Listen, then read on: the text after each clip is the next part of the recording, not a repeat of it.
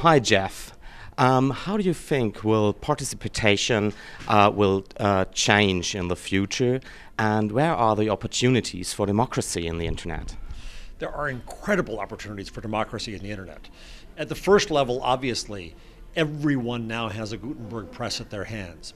You can hear the people in a way that you could never hear them before. You can cooperate and collaborate with them. I also think the major opportunity here is transparency in government. The more that government opens up its information.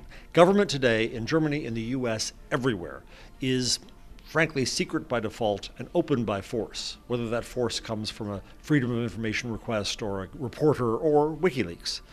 I think we've got to turn that around, and government should set an example for openness, an example to citizens and an example to business as well.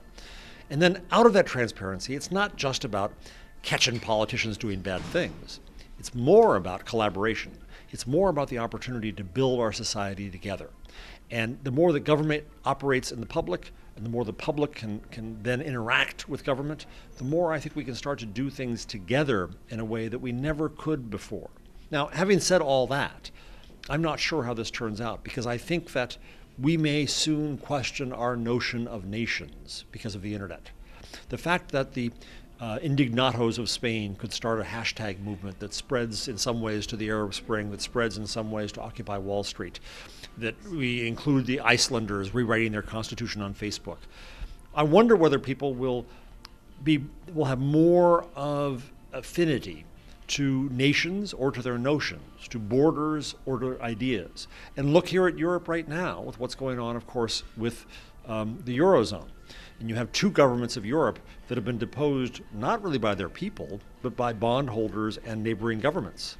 So Europe right now is trying to understand what is a nation, what is a public, what is a people today.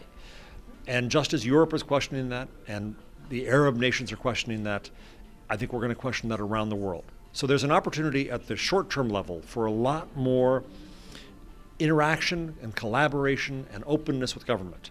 In the long term, I think we may wonder in a few decades or even centuries whether this was a turning point for our idea of a nation. If Gutenberg could change the concept of a nation, so can the internet.